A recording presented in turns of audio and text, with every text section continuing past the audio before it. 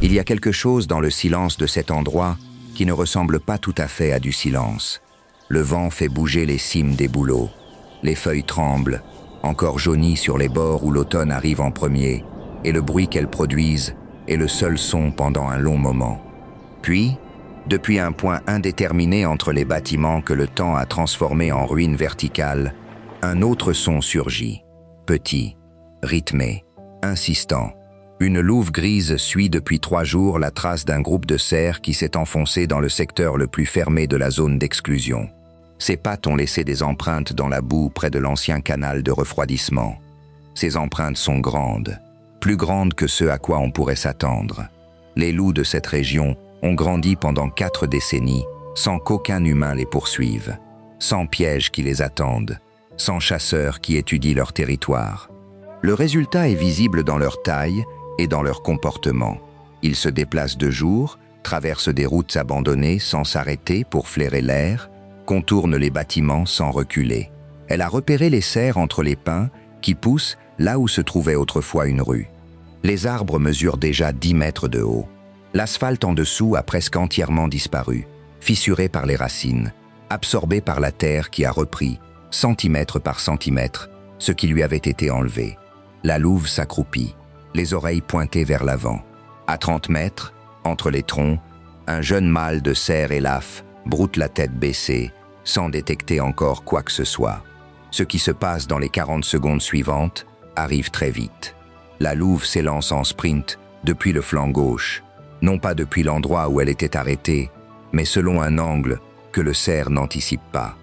Le mâle relève la tête au mauvais instant. Elle est déjà sur lui. Il tente de tourner. Les sabots glissent sur les racines qui dépassent du sol. Il perd un demi-seconde qu'il ne rattrapera pas. La louve ne rate pas sa proie. La victime tombe parmi les fougères, qui poussent là où, il y a 4 décennies, se trouvait un trottoir de la ville de Pripyat. Et la forêt reste identique. Le vent agite les cimes. Les feuilles jaunes continuent de tomber. Bienvenue dans l'un des expériences les plus étranges que l'histoire récente ait produite sur la vie sauvage. Un lieu où une catastrophe industrielle sans précédent a créé, sans le vouloir, sans le planifier, quelque chose qui ressemble à un sanctuaire. La zone d'exclusion de Tchernobyl couvre environ 2600 km² d'un territoire duquel les êtres humains ont été expulsés en l'espace de quelques jours, en avril 1986. Ce qui est resté derrière, c'est une ville entière plongée dans le silence, des champs non cultivés, des fermes sans propriétaires, et une question à laquelle les scientifiques tentent de répondre depuis 4 décennies. Que se passe-t-il dans la nature quand les humains disparaissent brutalement et que la radioactivité imprègne tout? La réponse est compliquée. Plus compliquée que ce que la plupart attendaient, et bien plus fascinante. Ukraine, à la frontière avec la Biélorussie. Le fleuve Pripyat coule d'ouest en est avant de se jeter dans le réservoir de Kiev. Sur la carte actuelle, la zone d'exclusion forme une tache verte entourée de champs agricoles et de villages restés en dehors du rayon d'évacuation. Vue du ciel, cette tache a la densité d'une forêt primaire européenne. Compacte, sans clairières artificielles, sans la géométrie que les humains imposent au paysage quand ils l'habitent. Mais à l'intérieur de cette tache verte, la réalité est bien plus nuancée. Il existe des zones où les arbres poussent tordus et avec des formes qui ne sont pas normales. Il existe des zones où le sol accumule des isotopes qui mettront des siècles à se désintégrer. Il existe des zones où les oiseaux construisent leurs nids avec des plumes partiellement dépigmentées, où les insectes présentent des taux de mutation détectables, où le nombre de chromosomes chez certaines plantes ne correspond plus. Et en même temps, il existe des zones où le cerf, le sanglier, le loup, le bison d'Europe, le lynx, l'aigle, le castor et des dizaines d'autres espèces vivent, se reproduisent, rivalisent, chassent et meurent exactement comme ils le feraient dans n'importe quelle forêt protégée d'Europe, peut-être même avec une densité de population plus élevée que dans les espaces que les humains habitent encore. La donnée qui résume le mieux ce paradoxe est la suivante. Les populations de grands mammifères à l'intérieur de la zone d'exclusion sont comparables, et dans bien des cas supérieures, à celles des réserves naturelles équivalentes en Europe occidentale. Les loups sont présents à des densités qui triplent celles des zones protégées de Pologne. Les cerfs atteignent des densités que les gestionnaires de faune de n'importe quel parc national célébreraient comme un succès de conservation. Les sangliers se sont étendus jusqu'à couvrir pratiquement chaque hectare du territoire. Tout cela sur un sol contaminé depuis 40 ans. La tension entre ces deux réalités, la contamination radioactive et l'abondance de vie sauvage, constitue le cœur de ce que l'on connaît aujourd'hui comme l'écologie de Tchernobyl. Et pour comprendre cette tension, il faut commencer par le début, par ce qui s'est passé en avril 1986 et par ce qui a commencé à se produire, beaucoup plus lentement et en silence, dans les mois et les années qui ont suivi. Le 26 avril 1986, le réacteur numéro 4 de la centrale Vladimir Lénine, dans la ville de Tchernobyl, a subi une explosion qui a libéré dans l'atmosphère une quantité de matière radioactive estimée à 400 fois celle de la bombe d'Hiroshima. L'accident s'est produit lors d'un test de sécurité effectué en dehors des horaires prévus, avec des protocoles violés et un réacteur fonctionnant dans des conditions que personne n'aurait dû autoriser. L'incendie qui a suivi l'explosion a mis 10 jours à être maîtrisé. Pendant ce temps, un nuage de particules radioactives s'est étendu sur l'Ukraine, la Biélorussie, la Russie et des parties de l'Europe occidentale. La ville de Pripyat, construite dans les années 70 pour loger les travailleurs de la centrale et leurs familles, comptait alors environ 50 000 habitants. Elle a été évacuée le 27 avril, 36 heures après l'explosion. Les habitants ont reçu pour instruction d'emporter le strict nécessaire pour quelques jours. La plupart ne sont jamais revenus. Ces instructions pour quelques jours se sont transformées en un déplacement permanent. Ce qui est resté à Pripyat, c'est une ville figée exactement au 27 avril 1986. Des verres sur les tables, des vêtements dans les armoires, des livres de classe dans les salles, le parc d'attractions qui devait être inauguré le 1er mai, avec sa grande roue encore debout. Et les animaux domestiques sont aussi restés. Les autorités soviétiques ont décidé que les animaux ne pouvaient pas être évacués avec les humains à cause du risque de contamination. Chiens et chats ont été abandonnés. Les vaches et les porcs dans les fermes collectives du périmètre sont restés sans berger. Les autorités ont envoyé des équipes pendant des semaines, avec pour mission d'abattre les animaux domestiques et sauvages de la zone, afin d'éviter qu'ils ne sortent et ne contaminent les zones extérieures. Ce fut une tâche que les archives officielles soviétiques elles-mêmes décrivent comme partiellement exécutée. Certains animaux ont survécu, et de ces survivants est né, au cours des décennies suivantes, quelque chose d'inattendu. Les premières années ont été dures. Les zones les plus contaminées de la forêt des pins rouges, ainsi nommées parce que les conifères irradiés ont pris une couleur oxydée avant de mourir, ont connu une mortalité massive d'insectes, d'oiseaux et de petits mammifères. Les nids d'hirondelles dans le village de Tchernobyl présentaient des taux de malformation entre 30 et 40% dans les années immédiatement après l'accident. Les campagnols des champs, en zone de forte contamination, montraient des altérations génétiques cumulatives. La biomasse d'invertébrés du sol, ces organismes qui permettent la décomposition de la matière organique et la circulation des nutriments, a chuté brutalement à plusieurs endroits du territoire. La forêt des pins rouges a mis des décennies à se remettre. Sur les cartes de végétation actuelles, cette zone reste différente. Le sol accumule de la matière organique sans la décomposer parce que les décomposeurs ne sont pas encore revenus en nombre suffisant. Les feuilles tombées en automne ne s'intègrent pas au cycle du sol au rythme normal. La forêt, dans ce secteur, présente une morphologie que les écologues décrivent avec un terme qui n'est utilisé dans aucun autre contexte, préservé dans le temps par la radiation même qui l'a endommagé. Mais ce fut la partie la plus touchée. Dans le reste du territoire, quelque chose de différent a commencé à se produire dès les premières années. Les animaux sauvages qui ne vivaient pas dans les zones de contamination maximale ont commencé à prospérer en l'absence de pression humaine. Le sanglier, qui dans les zones agricoles environnantes subissait une chasse intensive et une perte d'habitat, a trouvé à l'intérieur de la zone d'exclusion un territoire sans piège, sans chasseurs, sans culture à défendre. Il s'est reproduit. Ses populations se sont étendues. Derrière le sanglier sont arrivés, ou se sont définitivement installés, les prédateurs que le sanglier nourrit. Le loup gris a peut-être été le bénéficiaire le plus spectaculaire de l'évacuation humaine. En Europe, le loup est persécuté depuis des siècles. Éliminé de territoires où pendant des millénaires, il avait été le régulateur silencieux des populations d'herbivores. À la fin du XXe siècle, les populations de loups en Europe centrale et orientale étaient fragmentées, réduites, confinées à des parcelles de forêt reliées par des corridors de plus en plus étroits. La zone d'exclusion de Tchernobyl est devenue, sans que personne le planifie, un refuge de premier ordre. Les études réalisées avec des colliers de suivi GPS au cours des 2 dernières décennies ont montré que les loups de la zone voyagent régulièrement entre l'intérieur de la zone d'exclusion et les forêts de Biélorussie, agissant comme des vecteurs qui relient des populations séparées et qui contribuent, de manière non intentionnelle, à la diversité génétique du loup européen dans une région plus vaste. Cette louve qui a chassé le jeune cerf parmi les fougères de Pripyat fait partie d'une lignée qui s'adapte depuis 4 décennies de façon particulière à ce territoire. Les études de comportement montrent que les loups de la zone d'exclusion ont développé des domaines vitaux, les territoires que chaque meute patrouille et défend, plus petits que ceux des populations extérieures. L'explication probable est que la densité de proies à l'intérieur de la zone est suffisamment élevée pour qu'il ne soit pas nécessaire de parcourir de grandes distances pour se nourrir. Le territoire offre l'abondance, les loups le savent, mais le loup n'est pas la seule histoire de cet endroit.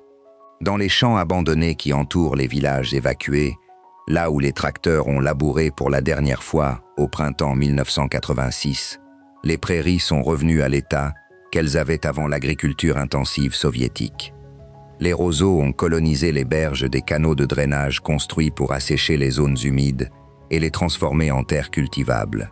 Les castors, qui avaient été chassés jusqu'à l'extinction locale dans cette région au cours du XXe siècle, ont recolonisé le territoire depuis les rivières biélorusses au début des années 90 et ont construit des barrages dans les canaux artificiels, créant des lagunes qui n'existaient pas sur la carte originale du territoire.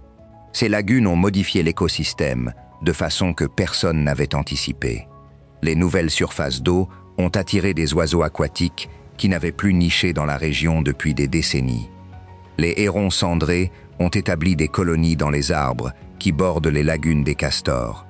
Les cigognes noires, une espèce à répartition très fragmentée en Europe centrale, ont commencé à apparaître dans les registres que les ornithologues surveillant la zone ont qualifiés de remarquables. Les canards de plusieurs espèces ont commencé à hiverner dans les lagunes, qui ne gèlent pas complètement grâce au courant que les castors maintiennent actifs autour de leurs barrages. Et là où il y a des canards, il y a tôt ou tard des faucons. Le faucon pèlerin, l'animal au vol horizontal le plus rapide jamais documenté sur Terre, capable d'atteindre 386 km/h en piqué, avait disparu d'Ukraine comme espèce reproductrice au cours du XXe siècle.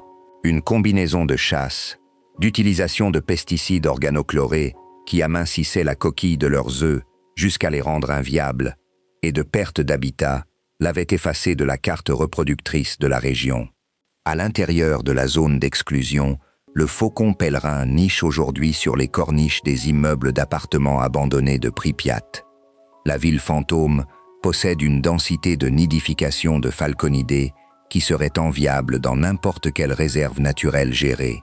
Les bâtiments s'avèrent être des structures de nidification exceptionnelles. Les corniches en béton imitent les saillies rocheuses que le faucon pèlerin utilise dans son habitat naturel. L'absence d'humains élimine les perturbations pendant l'élevage des jeunes. L'abondance de pigeons, qui ont également colonisé les bâtiments, garantit l'approvisionnement en proie. Le faucon pèlerin de Pripyat chasse au-dessus des places vides, au-dessus des parcs envahis par la végétation, au-dessus des avenues où les érables ont fendu l'asphalte et sont devenus des rangées d'arbres là où se trouvaient autrefois des trottoirs. Il y a quelque chose de troublant et de beau à la fois dans cette image. Le prédateur le plus rapide du monde nichant dans la ville que les humains ont abandonnée en 36 heures. Les sangliers méritent un chapitre à part dans l'histoire de la zone d'exclusion.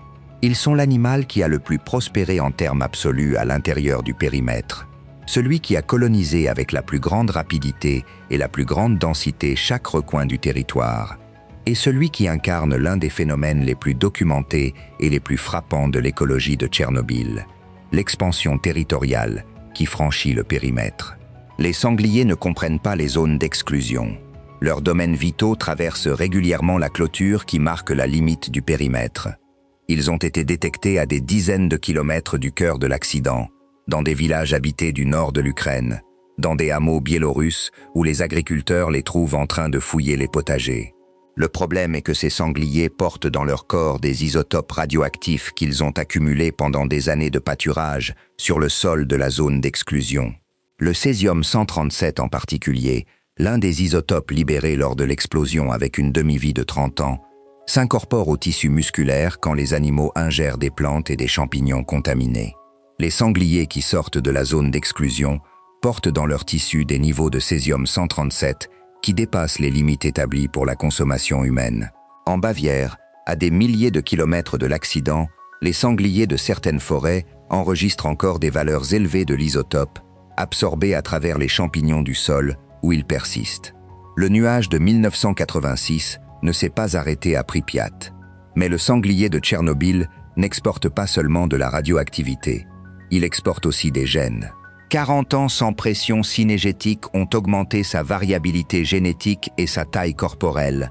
Et quand ces individus se mélangent avec les populations extérieures, qui dans de nombreuses régions ont subi des goulots d'étranglement dus à la surexploitation, l'effet net sur la diversité génétique de l'espèce est, contre toute intuition, positif. Le cerf élaphe et le chevreuil, plus petit, complètent le tableau des grands herbivores que le territoire soutient. Les populations de cerfs à l'intérieur de la zone ont été documentées à des densités qui, dans certains secteurs, atteignent les niveaux des parcs nationaux les plus productifs d'Europe. Le chevreuil, plus petit et plus nerveux que le cerf élaphe, occupe les lisières de forêt où les clairières créées par les arbres tombés et les incendies spontanés des années précédentes génèrent une structure de végétation mixte qui favorise son mode d'alimentation sélectif. Les deux espèces coexistent avec le loup et le lynx eurasien dans un équilibre prédateur-proie qui ne bénéficie d'aucune gestion humaine, seulement des forces qui régulent ces relations depuis des millions d'années. Le lynx eurasien dans la zone d'exclusion est peut-être l'animal le plus difficile à observer. C'est le cas partout dans son aire de répartition. Le lynx est farouche, solitaire, territorial à l'extrême, et possède la capacité de disparaître dans une forêt dense avec une efficacité qui désespère les chercheurs qui tentent de le suivre. À l'intérieur de la zone d'exclusion, les caméras pièges installées par différentes équipes scientifiques le capturent régulièrement dans des secteurs de forêt mature avec une forte couverture de broussailles. Chaque image est la même. L'animal regarde directement l'objectif avec les yeux fixes pendant une fraction de seconde avant de tourner et de disparaître entre les troncs. Les lynx de la zone chassent des lièvres, de jeunes chevreuils, occasionnellement des oiseaux terrestres. Leurs territoires, qui peuvent dépasser 300 km² dans des zones à plus faible densité de proie, se réduisent à l'intérieur de la zone d'exclusion parce que la disponibilité de proie est plus grande. Ce sont les mêmes principes qui s'appliquent aux loups. Là où il y a plus de nourriture, il y a moins besoin de parcourir de grandes distances. Le territoire se comprime. La densité d'individus augmente. Le bison d'Europe est un cas différent et, d'une certaine manière, plus délibéré. Exterminé à l'état sauvage au XXe siècle et récupéré grâce à des programmes d'élevage en captivité, il a été réintroduit dans la zone d'exclusion biélorusse à la fin des années 90. La zone de Polésie abrite aujourd'hui une harde qui dépasse les 100 individus, l'une des populations libres les plus importantes du continent. Que le plus grand mammifère terrestre d'Europe trouve dans les terres de Tchernobyl l'un de ses refuges les plus productifs a quelque chose d'une paradoxe difficile à assimiler. Les études sur cette harde n'ont pas trouvé d'impact génétique détectable sur les générations nées à l'intérieur du périmètre. Les niveaux d'exposition dans la majeure partie du territoire n'atteignent pas le seuil qui provoque des dommages reproductifs détectables, parce que la zone n'est pas uniformément contaminée. Il y a des secteurs de concentration extrême et des secteurs où la contamination du sol, pour des grands mammifères avec une exposition chronique de faible intensité, ne produit pas les effets que provoque une exposition aiguë à des doses élevées. Les animaux, sans le savoir, ont appris à se déplacer entre ces secteurs. Les cerfs et les sangliers, suivis par télémétrie par les chercheurs, ont tendance à éviter les zones de plus forte contamination, probablement parce que la végétation y est différente, le sol présente des caractéristiques distinctes, et les animaux qui ont évolué pour lire le territoire détectent ces différences sans que personne leur ait expliqué qu'il y a des isotopes de césium sous leurs pattes. La faune petite raconte une histoire plus complexe et plus troublante. Les campagnols et les mulots, les rongeurs qui forment la base de l'alimentation de la plupart des prédateurs de taille moyenne de la zone, ont été les animaux les plus étudiés à Tchernobyl du point de vue des effets de la radioactivité. Les résultats de décennies de recherche sont contradictoires et ont généré des débats scientifiques qui ne sont toujours pas entièrement résolus. Certaines études ont trouvé des taux de mutation chromosomique élevés dans les populations des zones de forte contamination. D'autres études, réalisées avec des méthodologies différentes à différentes époques, ont trouvé que les populations actuelles de campagnols dans la zone ne montrent pas de différence significative avec celles des zones non contaminées. Une hypothèse qui a gagné du soutien ces dernières années propose que les populations de campagnols de Tchernobyl ont connu une sélection génétique accélérée. Les individus les plus sensibles à la radioactivité sont morts avant de se reproduire dans les premières générations après l'accident. Ceux qui ont survécu avaient en moyenne une plus grande capacité de réparation de l'ADN. Leurs descendants ont hérité de cette capacité. Après 40 ans et peut-être 20 générations ou plus de campagnols, la population actuelle peut être génétiquement différente de l'original, de façons qui sont encore en train d'être caractérisées. Ce n'est pas une résistance au sens où la radioactivité aurait cessé de les endommager, c'est de la sélection. Les plus endommagés sont morts, les moins endommagés ont survécu, et leurs descendants ont hérité d'une partie de cette moindre susceptibilité. L'évolution en train de se produire en temps visible, à l'échelle humaine, sur le territoire d'une catastrophe industrielle. Les oiseaux de la forêt racontent une histoire similaire, avec des variations importantes. Les études à long terme sur les communautés d'oiseaux dans la zone d'exclusion ont documenté que les espèces qui s'alimentent au sol, là où la contamination se concentre, ont tendance à montrer plus d'anomalies que les espèces de la canopée. Les rouges-queues, les grives et les mésanges qui cherchent des invertébrés parmi la litière accumulent plus d'isotopes dans leurs tissus que les pinsons et les roitelets qui s'alimentent dans les branches hautes. La position dans la chaîne trophique et le niveau du sol, où chaque espèce s'alimente, déterminent le niveau d'exposition plus que l'espèce elle-même. Les études sur le plumage des oiseaux ont produit l'une des découvertes les plus frappantes de l'écologie de Tchernobyl. Dans les zones de plus forte contamination, une proportion significative de mâles de certaines espèces présente un plumage partiellement dépigmenté. La couleur du plumage chez de nombreux oiseaux dépend d'antioxydants que l'organisme produit ou extrait de l'alimentation, et la radioactivité chronique consomme ces antioxydants. Un mâle au plumage terne est, entre autres choses, un mâle qui a investi ses ressources antioxydantes dans la réparation des dommages cellulaires plutôt que dans la fabrication des pigments qui le rendraient attractif pour les femelles. La radioactivité affecte la reproduction, non seulement directement, par des dommages à l'ADN, mais aussi indirectement, par des signaux de qualité qui déterminent quels individus parviennent à s'accoupler. Et pourtant, les oiseaux sont là. Les comptages d'espèces dans la zone d'exclusion enregistrent plus de 250 espèces d'oiseaux à différentes périodes de l'année, y compris des espèces migratrices qui utilisent le territoire comme zone de passage ou d'hivernage. La diversité aviaire dans la zone est comparable à celle des forêts protégées les plus riches d'Europe centrale. Les insectes présentent un autre tableau. Les études sur les vers de terre, les coléoptères du sol, les papillons et les abeilles sauvages dans les zones de forte contamination montrent des réductions de biomasse et de diversité plus prononcées que chez les mammifères et les oiseaux. Les insectes ont des cycles de vie plus courts, accumulent des dommages génétiques plus rapidement par génération, et leurs systèmes de réparation de l'ADN sont moins sophistiqués que ceux des vertébrés. La conséquence écologique est une chaîne qui se propage vers le haut. Moins d'insectes signifie moins de nourriture pour les insectivores, moins de pollinisation, moins de décomposition. Le sol de ces zones accumule la litière parce que les décomposeurs ne sont pas en nombre suffisant pour la traiter. Un écosystème qui fonctionne, mais avec des pièces manquantes. À l'extrémité opposée du spectre des effets se trouve le castor, qui non seulement a survécu, mais a réorganisé le paysage hydrique de portions entières du territoire. Le castor est un ingénieur de l'habitat, au sens le plus littéral de l'expression. Ces barrages créent des surfaces d'eau qui n'existaient pas, élèvent le niveau de la nappe phréatique des sols environnants, ralentissent le ruissellement de l'eau et génèrent des zones de sédimentation qui capturent les nutriments. Chaque barrage de castor est, en essence, une intervention sur l'hydrologie du territoire, avec des conséquences qui se propagent pendant des décennies après que le castor a fini de le construire, ou même après que le castor a abandonné le barrage. Dans la zone d'exclusion, où les castors ont recolonisé les canaux de drainage construits à l'époque soviétique pour assécher les zones humides de Polésie, l'effet a été une inversion partielle de cette transformation agricole. Les lagunes que les castors ont créées sur les canaux artificiels sont en train de récupérer les caractéristiques des zones humides originales que le drainage avait détruites. Végétation palustre, sédiments organiques, communautés d'amphibiens. Les grenouilles et les crapauds, qui sont extrêmement sensibles à la qualité de l'eau et de l'habitat parce que leurs œufs et leurs larves se développent dans le milieu aquatique sans protection, sont revenus aux endroits où les castors ont restauré la connexion avec l'eau.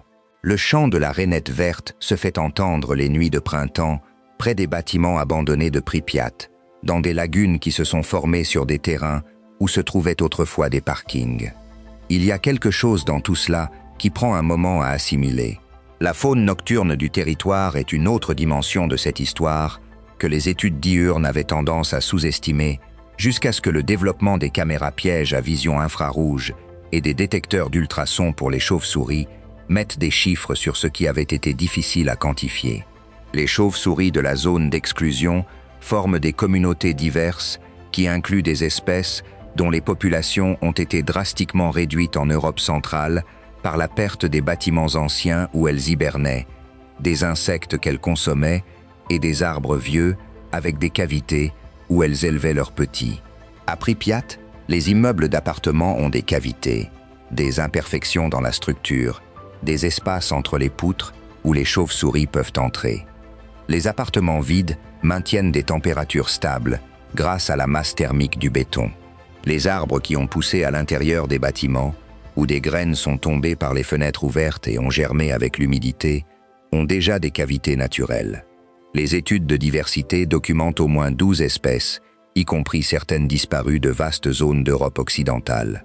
Elles chassent au-dessus des lagunes des castors, au-dessus des champs abandonnés, au-dessus des clairières des incendies. L'obscurité l'explique en partie. Les chauves-souris sont extrêmement sensibles à la pollution lumineuse. La lumière artificielle désoriente leur écolocalisation et altère leur rythme d'activité. Dans la zone d'exclusion, quand le soleil se couche, l'obscurité est totale sauf pour la lune et les étoiles. Les chauves-souris sortent dans les premières minutes du crépuscule et chassent sans interférence jusqu'à l'aube. C'est l'obscurité d'un monde sans humains. Et dans cette obscurité, la vie nocturne fonctionne avec une efficacité que les paysages habités ne peuvent plus offrir. Les aigles méritent une mention à part parce qu'ils représentent l'un des liens les plus directs entre la zone d'exclusion et le rétablissement des rapaces en Europe. L'aigle criard, l'une des espèces les plus menacées du continent et dont la population reproductrice se compte en quelques centaines de couples dans le monde entier, niche à l'intérieur du périmètre.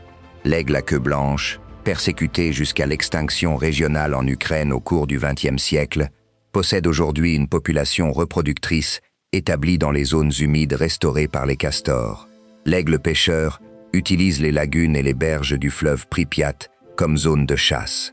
Les arbres de la forêt intérieure, qui dans la plupart des forêts gérées d'Europe sont éliminés avant d'atteindre le diamètre et la hauteur dont les rapaces ont besoin pour nicher, ici poussent depuis 4 décennies sans qu'aucune tronçonneuse ne les atteigne.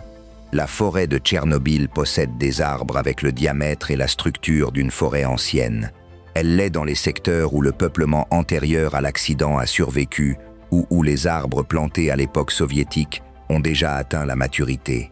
Une forêt de 40 ans n'est pas une forêt ancienne, mais comparée aux forêts productives d'Europe centrale, où le cycle de coupe peut être de 20 ou 30 ans, la structure de la forêt de Tchernobyl est plus complexe avec une plus grande variété d'âge et de diamètre, avec plus de bois mort debout et au sol, avec plus de trous et de cavités. Cette complexité structurelle est ce qui fait que la forêt de Tchernobyl abrite une diversité de faune que les forêts gérées de la région environnante ne peuvent pas soutenir. Ce n'est pas l'absence de radioactivité qui manque dans les forêts ordinaires. Ce qui manque, c'est l'absence d'humains. Le bois mort debout est l'une des ressources les plus rares dans les forêts européennes gérées et l'une des plus abondantes dans la zone d'exclusion. Les pics de plusieurs espèces ont besoin de ces troncs pour creuser leur nid. Le bois vivant est trop dur. Les cavités que les pics abandonnent sont réutilisées par de petits rapaces, par des mustélidés, par des chauves-souris. Le bois en décomposition abrite des coléoptères saproxyliques, dont beaucoup sont sur la liste rouge européenne, qui à leur tour nourrissent les pics, les hérissons et les renards.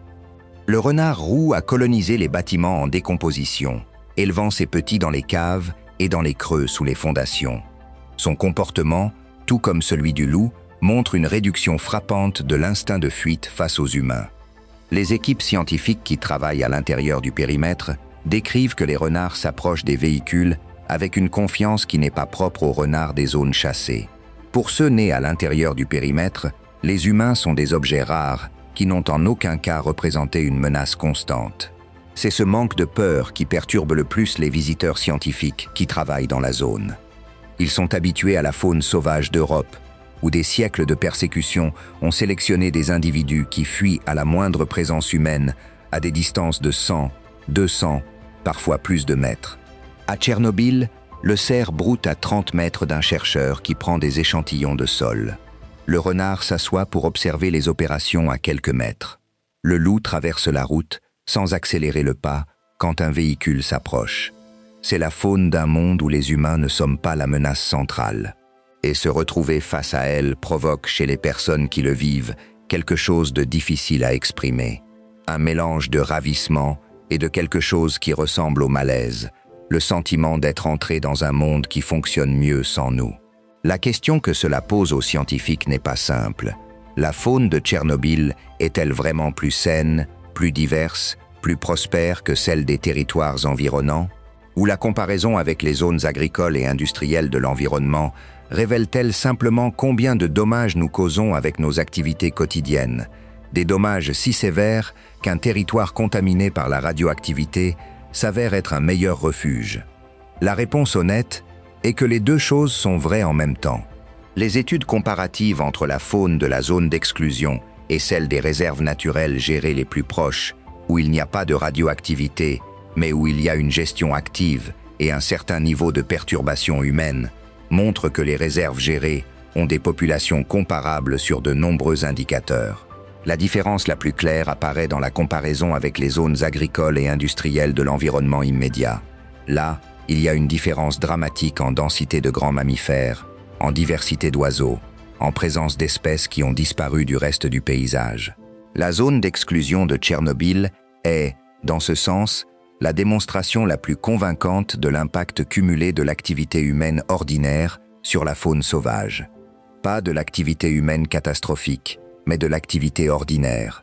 L'agriculture intensive, la chasse, le trafic, les pesticides, la perturbation du sol, la pollution lumineuse nocturne. Les 40 ans sans ces pressions ordinaires ont produit quelque chose que personne n'aurait prédit. Un territoire où coexistent la contamination radioactive et l'abondance de vie sauvage, où le sol porte encore la trace du pire accident nucléaire civil de l'histoire et où les empreintes de loups traversent les sols des salles de classe abandonnées. La science qui étudie Tchernobyl est loin d'avoir toutes les réponses. Les effets de la radioactivité chronique de faible intensité sur les populations de faune sauvage constituent l'un des problèmes les plus difficiles de l'écologie appliquée. Parce que les facteurs confondants sont nombreux, les contrôles sont difficiles à établir, les effets sont lents et cumulatifs, et l'accès à la zone comporte des restrictions qui limitent la continuité des études. Les scientifiques qui ont travaillé dans la zone pendant des décennies s'accordent sur une chose. Tchernobyl a produit des données qui ne pouvaient être obtenues d'aucune autre manière, sur la résilience des écosystèmes, sur les effets de l'absence humaine, sur la vitesse à laquelle la nature peut recoloniser des territoires transformés. Ces données ont des applications qui vont bien au-delà de Tchernobyl. Les modèles de récupération des écosystèmes développés à partir des études de la zone informent les stratégies de réensauvagement dans plusieurs régions d'Europe. La question de ce qui se passe quand les humains s'en vont, à laquelle Tchernobyl a répondu de façon involontaire, est exactement la question que les programmes de restauration écologique tentent de répondre de façon planifiée. Et la réponse que donne Tchernobyl est inconfortable et porteuse d'espoir à parts égales. Inconfortable parce qu'elle confirme que notre présence ordinaire a un impact plus grand sur la faune que ce que nous admettons habituellement. Porteuse d'espoir parce qu'elle montre que les écosystèmes ont une capacité de récupération, que les espèces que nous croyons perdues pour un territoire peuvent revenir quand on leur donne de l'espace, que les processus écologiques qui opèrent depuis des millions d'années sont plus robustes que ce que suggère la fragilité apparente de chaque individu. Le loup qui chasse dans les rues de Pripyat ne sait pas qu'il vit sur le territoire d'une catastrophe. Le faucon qui niche sur la corniche d'un immeuble d'appartement n'a pas de théorie sur la résilience des écosystèmes. Le bison qui broute dans le champ abandonné où quelqu'un a semé du blé pour la dernière fois au printemps 1986 n'a pas lu les études sur les effets de la radioactivité chronique chez les grands mammifères. Ils font ce qu'ils font depuis des millions d'années. Ils se nourrissent. Ils se reproduisent. Ils rivalisent. Ils meurent. Et dans ce cycle sans pause, avec ou sans humains, avec ou sans radioactivité, la vie continue de trouver le moyen d'occuper l'espace qu'on lui donne. La louve, qui a chassé le cerf parmi les fougères de Pripyat, a terminé de manger au crépuscule.